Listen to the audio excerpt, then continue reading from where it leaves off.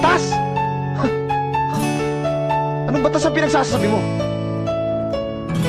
Eh, konti lang naman pagkakaiba niyo sa amin eh. Oh, may uniforme kayo. May tsapa kayo. Ha? Legal lang kayo pumatay. Magtabi nga tayo.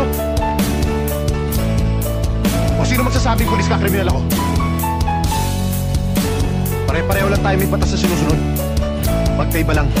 Pero yung sinusunod may batas na kriminal. Eh bakit kayo? Isa naman prinsipyo lang ng kriminal ang pinapairan nyo. Pag nagsasalvage ba kayo? Batas ba ng pulis yun? O ng kriminal?